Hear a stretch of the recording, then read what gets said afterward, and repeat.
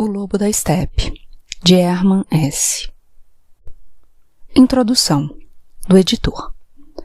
Este livro contém as anotações que nos ficaram daquele a quem chamávamos, para usar uma expressão que ele próprio usualmente se valia, o Lobo da Estepe.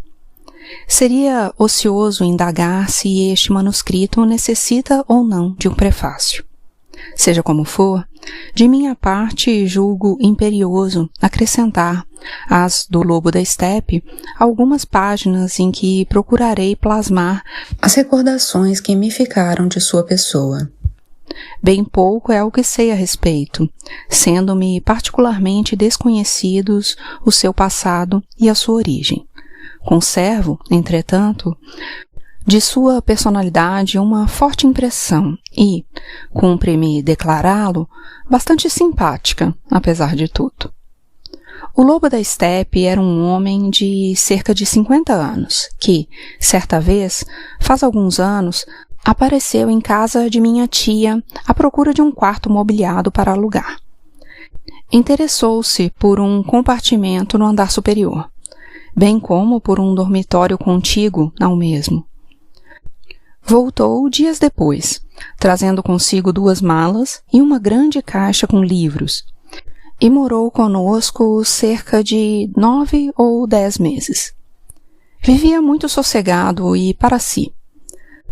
Não fora a proximidade de nossos dormitórios nos proporcionar ocasionais encontros na escada e no corredor, e não nos teríamos conhecido, pois o homem era de fato insociável. E insociável a tal ponto que assim, estou para dizer, eu jamais observara em quem quer que fosse.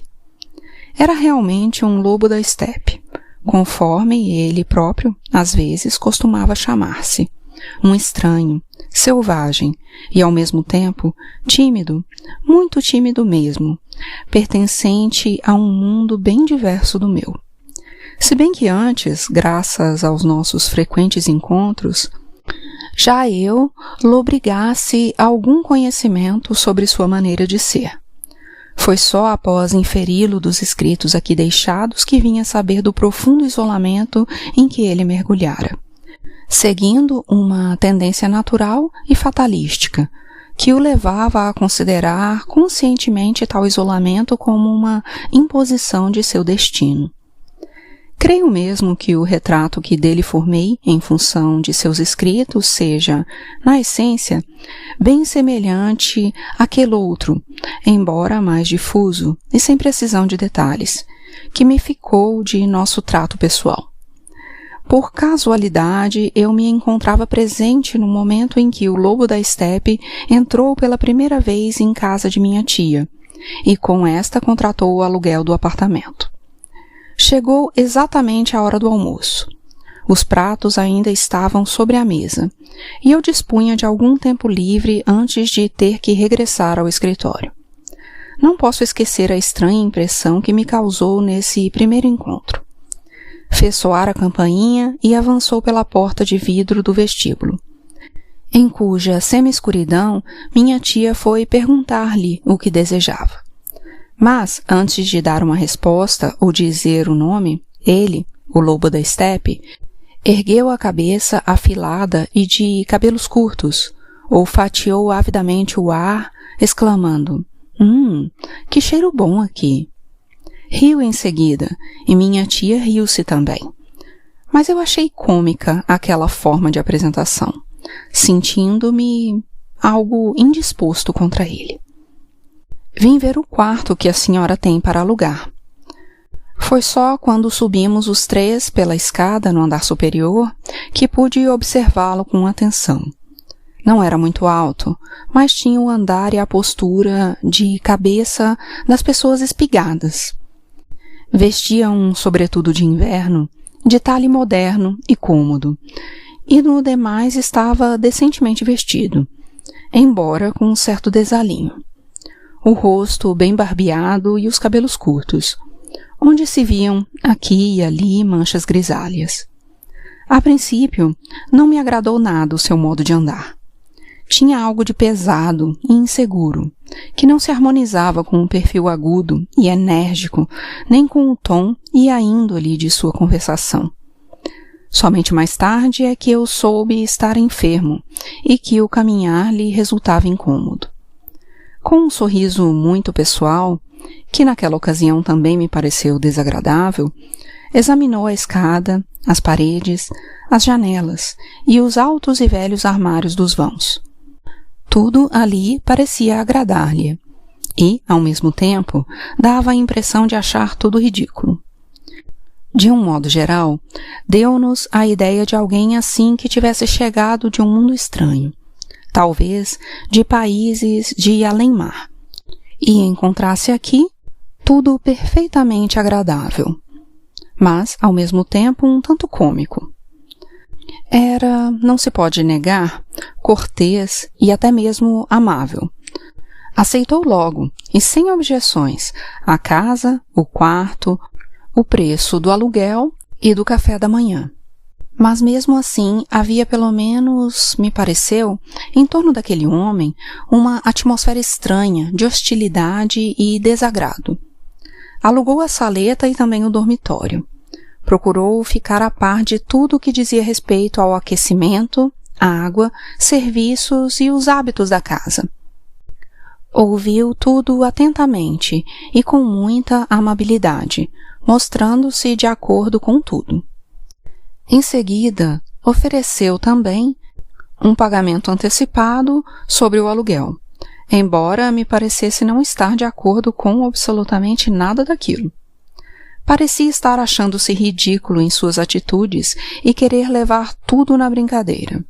Como se fosse algo de extraordinário e novo o alugar um quarto e conversar normalmente em alemão, estando, no íntimo, ocupado com outras coisas bem diversas daquelas. De certo modo, essa foi a minha impressão, que teria sido ainda pior se não a corrigissem e delineassem as expressões de seu rosto, pois foi, sobretudo, a face daquele homem o que nele me agradou desde o princípio. Apesar daquela impressão de estranheza, sua fisionomia me agradou. A expressão fisionômica era, de certa forma, peculiar e triste, mas ao mesmo tempo esperta, inteligente, fatigada e espiritual. Ocorre que, para dispor-me mais facilmente à reconciliação, havia em sua cortesia e amabilidade, embora parecessem obtidas mediante algum esforço, uma total ausência de orgulho. Ao contrário mesmo, havia nelas algo de comovente, de quase suplicante, para o que só mais tarde encontrei explicação, mas que desde logo me predispôs a seu favor. Antes que terminasse a inspeção de ambos os compartimentos e de levar a cabo o trato, já o meu tempo de almoço se havia esgotado e eu devia regressar ao trabalho. Despedi-me e deixei-o com a minha tia. Quando voltei de tarde à casa, disse-me ela que o senhor havia finalmente alugado o quarto e que para lá se mudaria dentro em breve, tendo-lhe pedido, contudo, para não comunicar a sua entrada à polícia, pois a um homem doente como ele seriam incômodas essas formalidades e andanças pelas delegacias e tudo mais. Lembro-me perfeitamente da admiração que tal fato me causou, e de como recriminei a minha tia por ter concordado com tal exigência. Esse temor à polícia era compatível demais com o seu ar esquisitão e pouco amistoso, para não me despertar suspeitas. Fiz ver à minha tia que concordar com aquele pedido pessoal poderia, em tais circunstâncias, acarretar-lhe sérios aborrecimentos, e que, portanto, não devia em hipótese alguma aquecer. Mas fiquei logo sabendo que ela prometera satisfazer-lhe o desejo e que havia, além disso, deixado fascinar-se pelo singular personagem. Na verdade, para com todos os hóspedes, acabava por demonstrar sentimentos humanos, amistosos, de tia, e muitas vezes maternais, do que alguns souberam aproveitar-se bem. E logo nas primeiras semanas ficou patente que, enquanto eu tinha muito a reprovar no novo inquilino, minha tia cada vez mais o colocava sob sua calorosa proteção. Como não me agradasse o fato de não se ter feito comunicação alguma à polícia, quis reiterar-me pelo menos do quanto minha tia indagara acerca do estranho, de sua origem e de suas pretensões. Já era algo que sabia, embora o homem pouco demorasse após minha saída. Disse-lhe que pretendia ficar na cidade por alguns meses, frequentar a biblioteca e visitar os monumentos notáveis. Minha tia não se mostrou satisfeita ao saber que a locação se faria por tão curto prazo, mas, evidentemente, ele já havia a conquistado, a despeito de sua singular apresentação. Em suma, os quartos já estavam alugados e minhas advertências haviam chegado tarde. — Por que achou bom o cheiro daqui? Perguntei. Ao que minha tia, que às vezes tinha bons pressentimentos, respondeu: — Sei perfeitamente por quê. Nossa casa cheira a limpeza, a ordem, a uma vida amistosa e decente, e isso lhe agradou muito. Parece que há muito tempo não sentia isso, e já estava lhe fazendo falta. Mas, perguntei, se ele não está acostumado a uma vida ordenada e decente, que poderá acontecer? Que fará a senhora se ele não for aciado e emporcalhar tudo, ou se voltar para casa todas as noites bêbado? Isso veremos, retrucou ela, e eu deixei o caso morrer por aí. Meus receios, na verdade, não tinham fundamento. O inquilino, embora não levasse de modo algum uma vida ordenada e racional, nunca nos molestou nem prejudicou em nada, e até hoje nos lembramos dele com prazer. Mas, intimamente, na alma, esse homem nos perturbou e prejudicou, tanto a minha tia quanto a mim, e, a bem dizer, até hoje não consegui me libertar dele.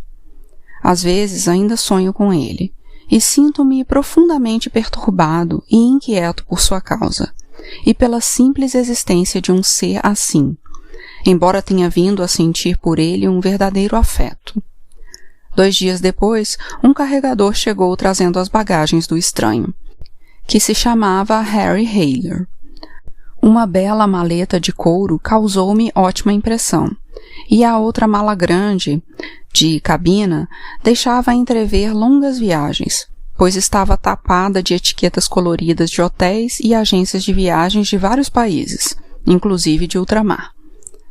Logo depois apareceu o próprio, e então principiou o tempo em que fui conhecendo aos poucos esse homem extraordinário. Inicialmente, de minha parte, nada fiz para isso. Embora tivesse me interessado por Hayler desde o primeiro instante em que o vi, não tomei nas primeiras semanas qualquer iniciativa de me aproximar dele, ou com ele travar conversação. Em vez disso, devo confessá-lo, a verdade é que desde o princípio passei a observar um pouco o indivíduo.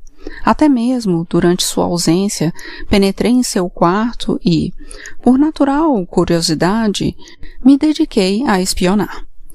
Sobre o aspecto exterior do lobo da estepe, já disse alguma coisa.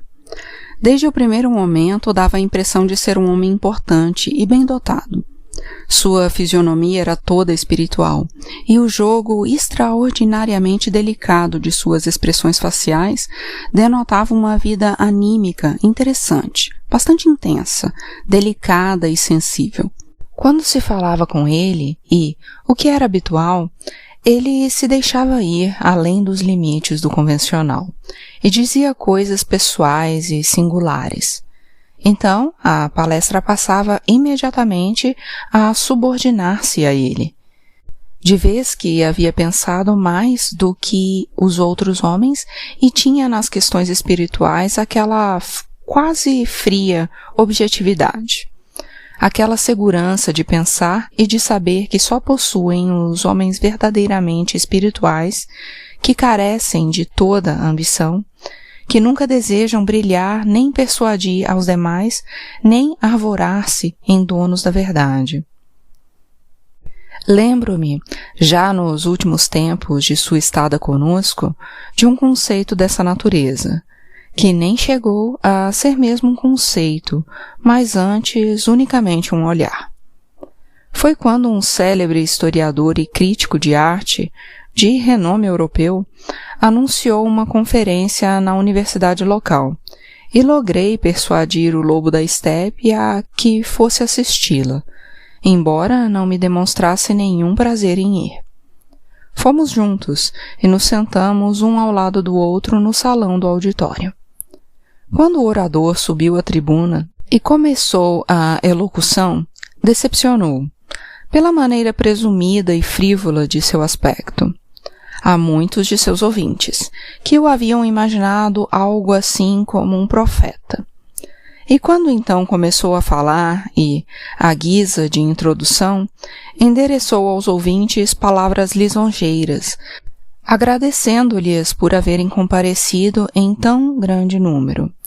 Nesse exato momento, o lobo da estepe me lançou um olhar instantâneo, um olhar de crítica àquelas palavras e a toda a pessoa do conferencista. Um olhar inesquecível e tremendo, sobre cuja significação poder-se-ia escrever um livro inteiro. O olhar não apenas criticava o orador e destruía a celebridade daquele homem, com sua ironia esmagadora, embora delicada. Não, isso era o de menos. Havia nesse olhar um tanto mais de tristeza de que ironia.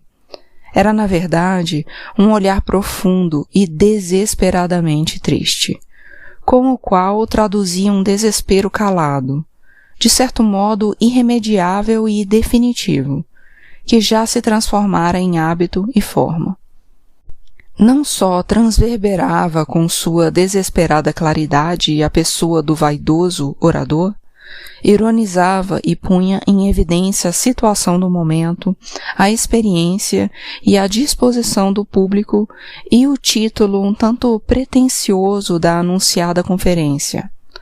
Não, o olhar do lobo da estepe penetrava todo o nosso tempo, toda a afetação, toda a ambição, toda a vaidade, todo o jogo superficial de uma espiritualidade fabricada e frívola.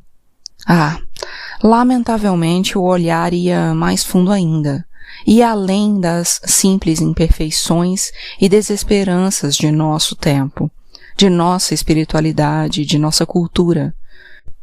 Chegava ao coração de toda a humanidade.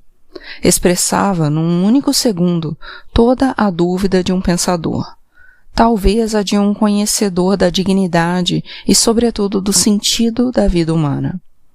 Esse olhar dizia: veja os macacos que somos, veja o que é o homem.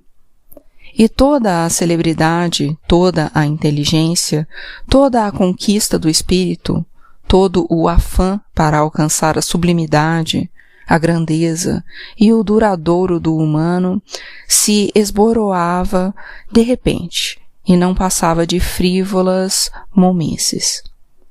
Com isso acabei me antecipando demasiadamente e, contra meu propósito e desejo, vim a dizer o essencial que pretendia sobre Heiler, quando, na verdade, era minha intenção revelar aos poucos sua imagem, à medida que fosse relatando o paulatino conhecimento que tive a seu respeito. Mas já que me adiantei tanto, poupo-me agora de falar mais extensamente sobre a enigmática estranheza de Heiler e de relatar como pressenti e fui gradativamente conhecendo os fundamentos e a significação daquela estranheza, daquele descomunal e terrível isolamento. Assim é melhor, pois quero deixar à parte, tanto quanto possível, minha própria personalidade. Não desejo expor meus conhecimentos, nem escrever uma novela, nem desenvolver uma tese psicológica, mas, simplesmente, como testemunha, contribuir com algo para a imagem do homem singular que estes manuscritos do Lobo da Estepe nos deixou configurada. Já desde o primeiro olhar, ao entrar pela porta envidraçada da casa de minha tia, quando ergueu a cabeça à semelhança de um pássaro e aspirou o agradável odor da casa, de certo modo pressenti a singularidade daquele homem, e a minha primeira reação a tudo aquilo foi de repugnância. Tive a impressão, e minha tia, que ao contrário de mim não é de modo algum uma intelectual, teve quase a mesma impressão, de que o homem estava enfermo, de que sofria de uma espécie qualquer de enfermidade, da alma, do espírito ou do caráter, e me defendi contra tudo isso com o meu instinto de pessoa sã. Essa resistência, com o correr do tempo, foi se transformando em simpatia, em compaixão para com aquele profundo e permanente sofredor, cujo isolamento e cuja morte íntima eu contemplava. Nesse decurso, cada vez mais me convencia de que a enfermidade daquele paciente não provinha de qualquer deficiência de sua natureza, mas ao contrário, tão somente da não lograda harmonia entre a riqueza de seus dons e de sua força.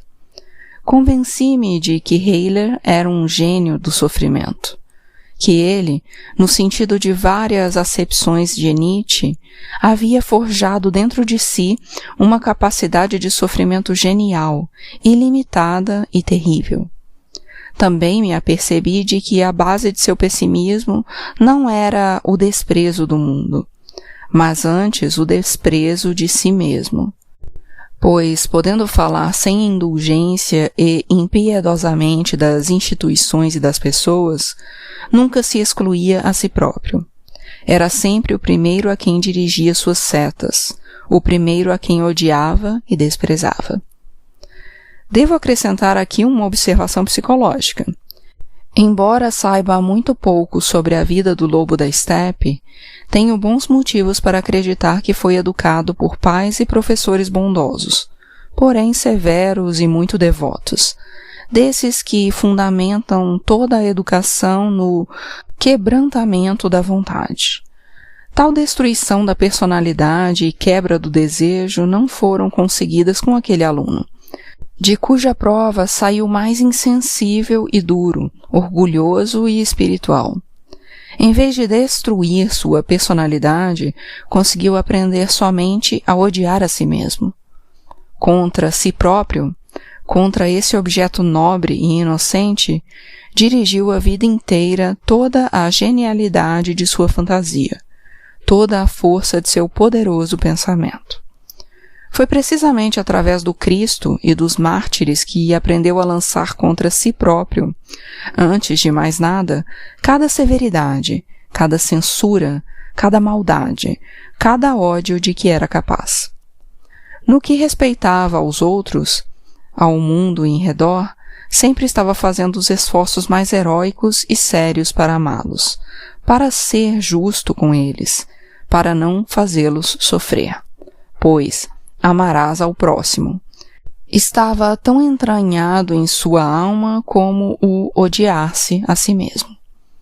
Assim, toda a sua vida era um exemplo do impossível que é amar o próximo sem amar a si mesmo. De que o desprezo a si mesmo é em tudo semelhante ao acirrado egoísmo e produz, afinal, o mesmo desespero e horrível isolamento. Mas já é tempo de deixar à parte os pensamentos e falar de fatos reais. O que primeiro descobri a respeito de Heiler, parte através de minha espionagem, parte através das observações de minha tia, dizia respeito ao seu sistema de vida. Era fácil perceber-se que se tratava de um pensador e de um homem chegado aos livros, que não exercia qualquer emprego ou ocupação. Permanecia muito tempo deitado. Não raro, só se levantava por volta do meio-dia e passava em traje de dormir de seu quarto à sala de estar. Esse compartimento, uma espaçosa e agradável mansarda com 2 janelas, tinha agora, com poucos dias, uma aparência bem diversa daquela do tempo de outros hóspedes. Com o passar dos dias, tornava-se cada vez mais cheio de objetos. Das paredes pendiam estampas, desenhos, fotografias recortadas de revistas, que eram frequentemente substituídas por outras. Uma paisagem do sul, fotografias de uma cidade alemã do interior, seguramente a terra de Heiler. Lá estavam pregadas à parede. Aquarelas coloridas e luminosas, que, viemos a saber mais tarde, ele próprio havia pintado. Em seguida, a fotografia de uma bela e jovem mulher, ou antes, de uma moça. Por algum tempo esteve um Buda siamês pregado à parede. Depois foi substituído por uma reprodução da noite, de Miguel Ângelo, e mais tarde por um retrato do Mahatma Gandhi. Os livros não só enchiam as estantes, como também se amontoavam em toda parte. Sobre a mesa, a linda e antiga escrivaninha, sobre o divã, as cadeiras, em volta do chão, livros tendo entre as páginas marcadas de papel que constantemente mudavam de lugar. Livros que aumentavam sempre, pois o homem não só os trazia em quantidade das bibliotecas, como também os recebia em grandes pacotes pelo correio. O ocupante daquele quarto devia ser um erudito. Com isso, consertava bem o cheiro de cigarro que impregnava todo o ambiente, e as pontas caídas no chão e cinzeiros espalhados por toda parte. Entretanto, a maior parte dos livros não era de conteúdo científico, mas obras de poetas de todos os tempos e países. Permaneceram demoradamente sobre o divã em que Heiler passava o dia deitado todos os 6 grossos volumes de uma obra intitulada Viagem de Sofia, de Memel à Saxônia, aparecida nos fins do século XVIII.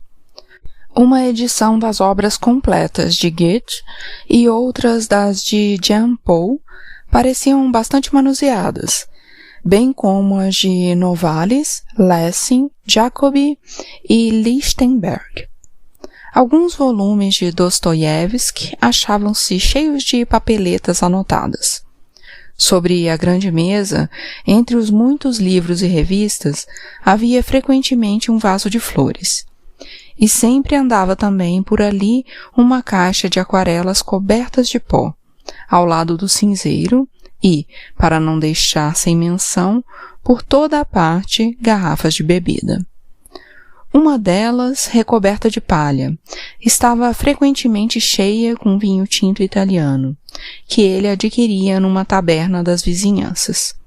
Às vezes, achava-se ali também uma garrafa de Borgonha ou de Málaga, e vi desaparecer em tempo bastante reduzido quase todo o conteúdo de um grande frasco de quiste, que depois foi afastado para um canto da sala, onde se cobriu de poeira, sem que o restante chegasse ao fim. Não quero justificar-me da espionagem exercida e devo confessar que, nos primeiros tempos, todos esses sinais de uma vida cheia certamente de interesses espirituais, porém dissipada e desordenada ao mesmo tempo, me causavam horror e desconfiança. Não sou apenas um burguês que vive morigeradamente e acostumado ao seu trabalho e com seu tempo bem dividido, mas ainda um abstêmio e uma pessoa que não fuma, donde aquelas garrafas no quarto de Heiler me agradarem ainda menos do que o resto de sua desordem espiritual. Tão irregular quanto o sono e ao trabalho, era o estranho em relação às suas comidas e bebidas. Havia muitos dias em que não saía absolutamente e não tomava outra coisa senão o café da manhã. Com frequência, minha tia encontrava como único resto de suas refeições uma casca de banana. Outras vezes, entretanto, ia comer em restaurantes, algumas em lugares elegantes e caros, outras em tabernas dos subúrbios. Sua saúde não parecia muito boa, além do entorpecimento das pernas, que não raro lhe impedia de subir as escadas com facilidade. parecia estar atacado de outros males, e certa vez disse casualmente que há anos não digeria nem dormia bem. Atribuí isso, antes de mais nada, à bebida. Mais tarde, quando o acompanhei em algumas ocasiões aos pontos de bebida, presenciei a maneira como bebia rapidamente e com prazer. Embora nem eu, nem outrem o tivéssemos visto alguma vez inteiramente bêbado. Nunca me esquecerei de nosso primeiro encontro pessoal. Conhecíamo-nos apenas como vizinhos de quarto da mesma casa de hóspedes. Uma tarde, ao regressar do trabalho, encontrei, para minha surpresa, o Sr. Hayler sentado no patamar da escada, entre o primeiro e o segundo andar. Como estivesse sentado no último degrau da escada, afastou-se um pouco para o lado a fim de deixar-me passar. Perguntei-lhe se não se sentia bem e ofereci-me para acompanhá-lo até lá em cima. Hayler fitou-me e compreendi que o havia despertado de uma espécie de transe. Começou a sorrir lentamente, com aquele seu riso belo e triste que tantas vezes me enchera de amargura o coração, convidando-me em seguida a sentar-me ao seu lado. Agradeci e disse-lhe que não costumava sentar-me na escada por onde deviam passar os outros moradores. Assim, disse e sorriu mais acentuadamente. O senhor está com razão. Mas espere um momento, pois quero dizer-lhe por que motivo tive que ficar aqui sentado um pouco. E assim dizendo, apontou o vestíbulo do prédio, no primeiro andar, onde morava uma viúva. No pequeno espaço taqueado entre a escada, a janela e a porta de vidro, havia junto à parede um grande armário de mogno, com ornatos de cobre e diante dele, em suportes baixos, 2 plantas em grandes vasos, uma azaleia e um pinheirinho. As plantas eram muito bonitas e estavam sempre muito bem cuidadas e irrepreensivelmente limpas, o que também a mim já havia chamado a atenção. Veja o senhor, continuou Hayler. Esse pequeno vestíbulo, com o pinheirinho, exala um odor tão prodigioso que não consigo passar por aqui sem me deter um pouco. A casa da senhora sua tia recende ao asseio e à limpeza mais extremados. Porém, o vestíbulo do pinheirinho, embaixo, vive tão brilhantemente limpo, tão encerado, tão isento de pó, que chega a resplandecer perturbadoramente. Sou levado a respirar a plenos pulmões. O senhor não sente esse odor? O odor da cera do assoalho em que há reminiscências de terebintina, juntamente com o cheiro do mogno, as folhas das plantas irrigadas e tudo mais, recordam um aroma de superlativo asseio burguês, de cuidado e precisão, de cumprimento das obrigações e fidelidade às mínimas coisas. Não sei quem mora naquele andar, mas por trás daquela porta de vidro deve existir um paraíso de limpeza e imaculada civilidade, de ordem e firme apego a pequenos hábitos e deveres. Como eu me calasse, prosseguiu. Por favor, não creia que eu fale com ironia. Meu caro senhor, nada mais longe de minha intenção que zombar dessa ordem e desses pequenos hábitos. É bem verdade que vivo num mundo bem diverso desse, e talvez não esteja em condições de viver um dia que seja num quarto com tal pinheirinho. Mas, ainda que não passe de um velho e arredio lobo da estepe, também nasci de uma mulher, e minha mãe era uma senhora burguesa, que cultivava flores, cuidava dos quartos, escadas, móveis e cortinas, e se esforçava para dar à sua casa e à sua vida toda a ordem e asseio possíveis. A essência da terebentina e o pinheirinho me fazem lembrar tudo isso. Daí porque me sento de vez em quando a contemplar esse pequeno jardim da ordem e me alegro de que ainda existam coisas assim. Quis levantar-se, mas como lhe custasse algum trabalho, não objetou quando me dispus a ajudá-lo um pouco. Permaneci silencioso, mas deixando-me levar, como antes acontecera à minha tia, por um certo poder de sedução que o estranho homem às vezes costumava exercer. Lentamente subimos as escadas juntos, e ao chegarmos à porta de seu quarto, já com a chave na mão, olhou-me de novo nos olhos, muito amavelmente, dizendo: "O senhor está vindo do trabalho? É verdade que disso nada entendo. Vivo um tanto à margem. O senhor compreende. Mas creio que também lhe interessam os livros e coisas assim. Sua tia me disse que o senhor completou seus estudos e que era um bom estudante de grego.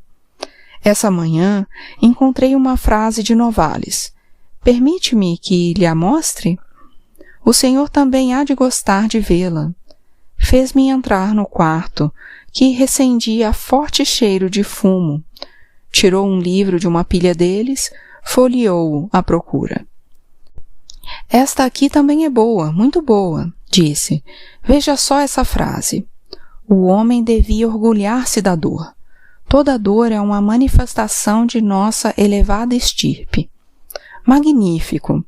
80 anos antes de Nietzsche. Mas não é essa a passagem que eu pensava mostrar-lhe. Espere. Aqui está. Ouça. A maioria dos homens não quer nadar antes que eu possa fazer. Não é engraçado? Naturalmente, não querem nadar. Nasceram para andar na terra e não para a água. E, naturalmente, não querem pensar. Foram criados para viver e não para pensar. Isso mesmo. E quem pensa, quem faz do pensamento sua principal atividade, pode chegar muito longe com isso. Mas, sem dúvida, estará confundindo a terra com a água e um dia morrerá afogado. Eu estava fascinado e cheio de interesse, e fiquei mais um pouco em sua companhia. Desde então, passamos a falar-nos com frequência, sempre que nos encontrávamos na escada ou na rua. Em tais ocasiões, a princípio, sempre tinha a impressão de que ele me ironizava. Mas tal não era. Tinha por mim um verdadeiro respeito, da mesma forma como tinha pelo Pinheirinho.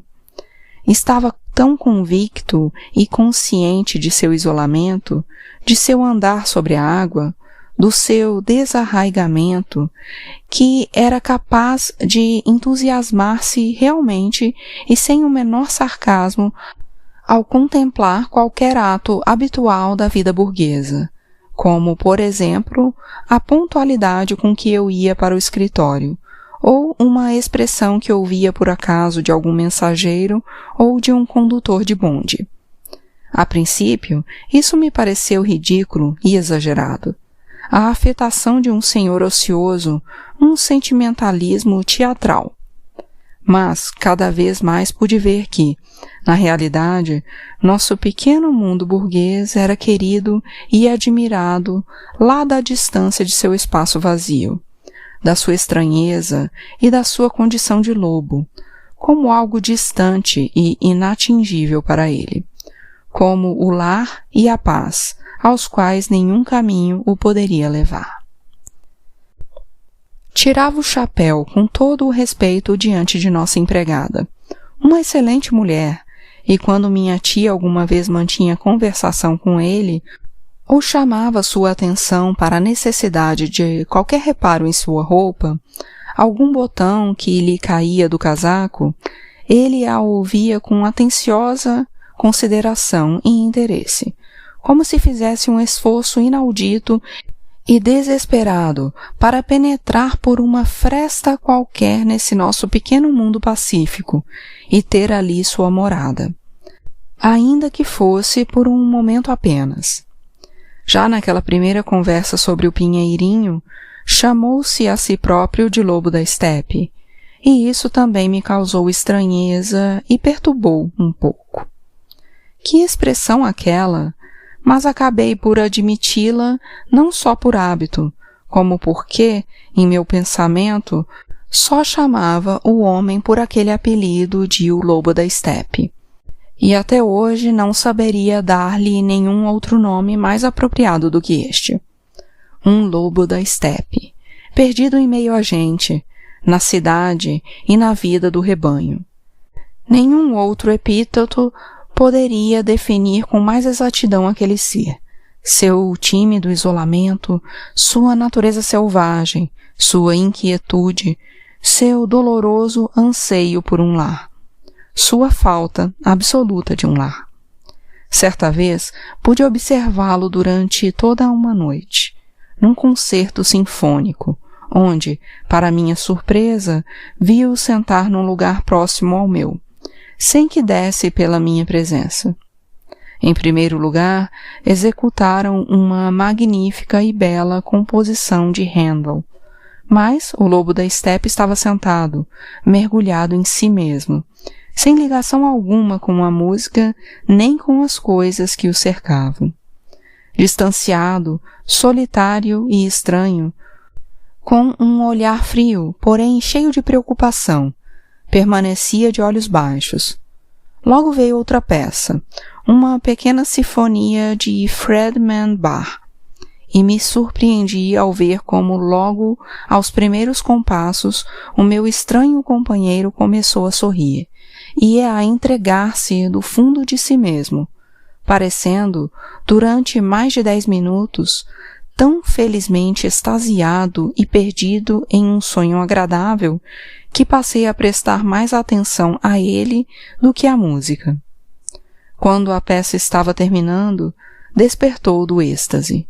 Sentou-se mais corretamente, fez menção de levantar-se e parecia querer ir-se embora, mas permaneceu ainda sentado e ouviu a última peça, que eram as variações de Reger, música que muitos consideraram um tanto longa e fastidiosa.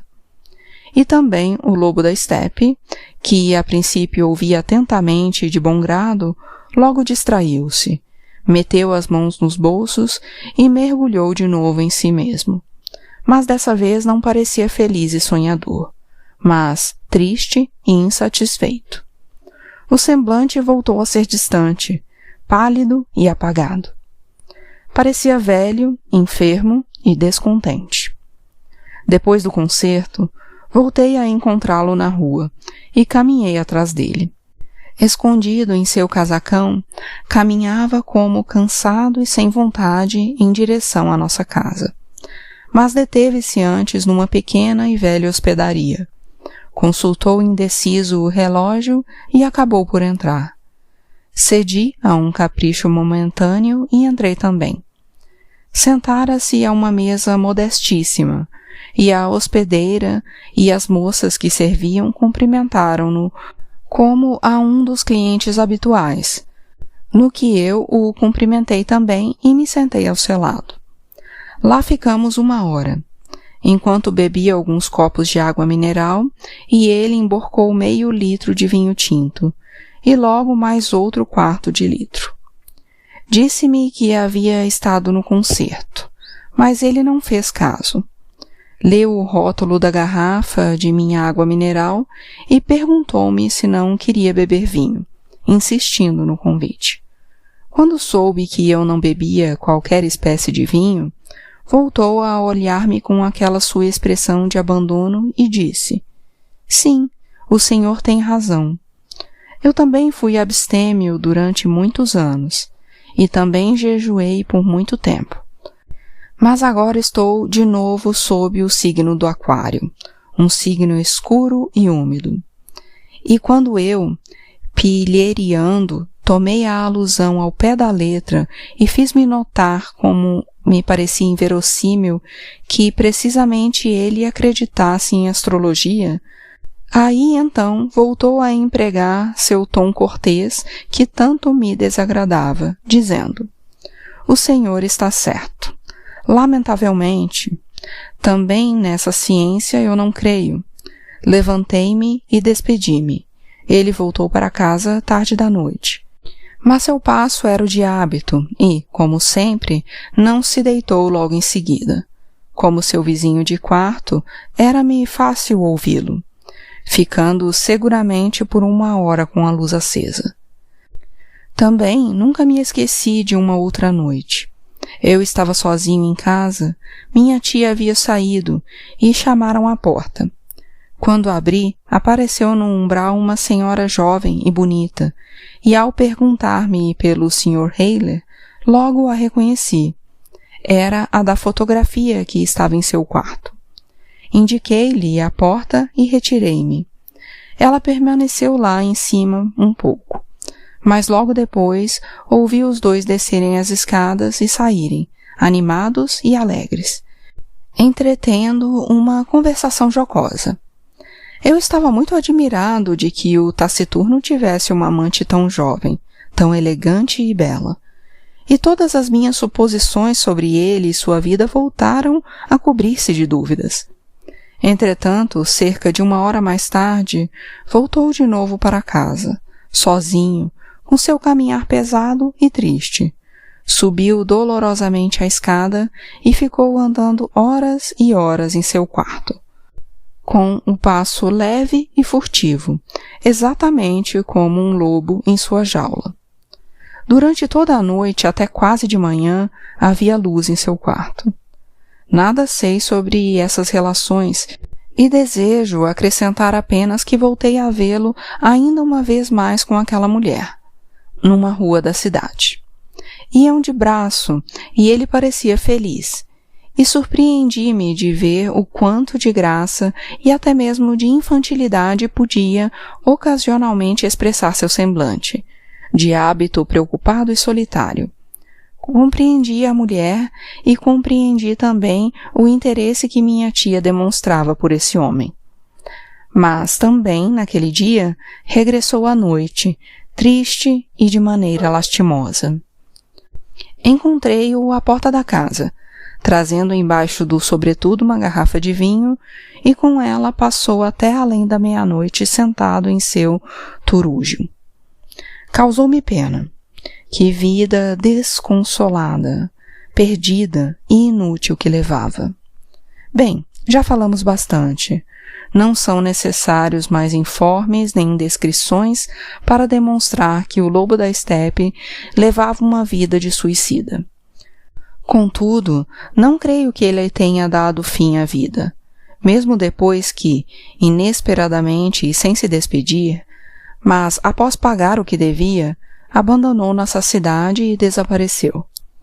Nunca mais tivemos notícias dele e conservamos ainda algumas cartas que lhe chegaram após sua partida. Nada mais deixou senão um manuscrito que escreveu durante sua permanência, o qual me dedicou em poucas linhas com a observação de que eu poderia dele dispor da maneira que melhor entendesse. Não me foi possível comprovar o quanto de veracidade existe nos fatos de que trata um manuscrito de Hayler. Não duvido que sejam fictícios em sua maior parte, não no sentido de uma espontânea invenção, mas no sentido de uma procura de exprimir-se, de expressar uma anterior atividade anímica, profundamente vivida, com a roupagem de acontecimentos verossímeis.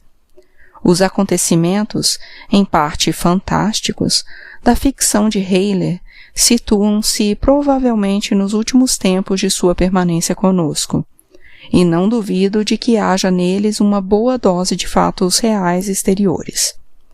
Naquele tempo, nosso hóspede tinha, de fato, uma conduta e um aspecto diferentes. Permanecia por muito tempo fora de casa, às vezes durante toda a noite, e não tocava nos livros. As poucas vezes em que o encontrei, pareceu-me surpreendentemente vivo e rejuvenescido, e às vezes até mesmo feliz. É verdade que logo se lhe seguia uma nova depressão, que o prostrava o dia todo na cama, sem querer comer. Naquele tempo tive também uma altercação extraordinariamente violenta e até mesmo brutal, com a amante, que voltara a aparecer. Altercação que repercutiu por toda a casa, e de que Heiler, no dia seguinte, pediu desculpas à minha tia. Não, estou seguro de que não terá posto fim à vida. Continua vivendo. Em algum lugar estará subindo e descendo escadas de casas estranhas com suas pernas cansadas. Estará olhando fixamente em qualquer parte um assoalho encerado e um pinheirinho bem cuidado. Estará sentado durante o dia nas bibliotecas e de noite nas tabernas ou jazerá estendido sobre um sofá alugado, ouvindo viver por trás das janelas o mundo e os homens, dos quais se sente excluído. Mas não se mata, porque um resquício de fé lhe diz que esse sofrimento, essa triste dor, terá de ser sofrida até o fim em seu coração, e que desse sofrimento é que lhe virá a morte. Penso muito nele. Não me tornou a vida mais suave, não teve o dom de criar e aumentar em mim a fortaleza e a alegria. Oh, não. Muito ao contrário. Contudo, não sou ele, nem levo sua espécie de vida, mas a minha, uma vida medíocre e burguesa, porém segura e cheia de obrigações. E assim podemos pensar nele, minha tia e eu, como calma e amizade, ela que saberia falar mais a seu respeito do que eu, porém tudo o que sabe permanece oculto em seu bondoso coração. No que diz respeito às anotações de Heiler, essas fantasias maravilhosas, às vezes doentias, às vezes cheias de profundidade, devo dizer que se essas páginas tivessem caído às minhas mãos por acaso, e eu não lhes conhecesse o autor, certamente que as teria posto fora, decepcionado. Mas, devido ao meu conhecimento com Heiler, tornou-se-me possível compreendê-las em parte e até mesmo aprová-las. Hesitaria em transmiti-las a outrem se nelas visse apenas as fantasias mórbidas de um pobre e solitário doente de espírito. Mas nelas vejo algo mais, um documento da época, pois a enfermidade anímica de Heiler é, hoje o percebo, não o capricho de um solitário, mas a enfermidade do próprio tempo, a neurose daquela geração a que pertencia Heiler, neurose que não atacava em absoluto os débeis e insignificantes, mas precisamente os fortes, os mais espirituais, os mais fortes. Essas anotações, e é indiferente saber se nelas existe uma grande ou pequena dose de realidade, são uma procura, não de vender a enfermidade da época com rodeios ou paliativos, mas um intento de converter a própria doença em objeto de interpretação. Significam literalmente uma jornada pelo inferno, uma caminhada algumas vezes angustiosa, outras cheia de entusiasmo através do caos de um mundo anímico tenebroso. Caminho percorrido com a vontade de atravessar o inferno, de oferecer a face ao caos, de padecer o mal até o fim. Uma palavra de Heiler deu-me a chave dessa compreensão. Disse-me ele, certa vez, quando falávamos a propósito das chamadas crueldades da Idade Média. Tais horrores, na verdade, não existiram. Um homem da Idade Média condenaria totalmente o nosso estilo de vida atual como algo muito mais cruel, terrível e bárbaro. Cada época, cada cultura, cada costume e tradição tem seu próprio estilo, tem sua delicadeza e sua severidade, suas belezas e crueldades. Aceitam certos sofrimentos como naturais, sofrem pacientemente essas desgraças. O verdadeiro sofrimento, o verdadeiro inferno da vida humana, reside ali onde se chocam duas culturas ou duas religiões. Um homem da antiguidade que tivesse de viver na Idade Média haveria de sentir-se tão afogado quanto um selvagem se sentiria em nossa civilização. Há momentos em que toda uma geração cai entre dois estilos de vida, e toda a evidência, toda a moral, toda a salvação e inocência ficam perdidos para ela. Naturalmente, isso não atinge a todos da mesma maneira.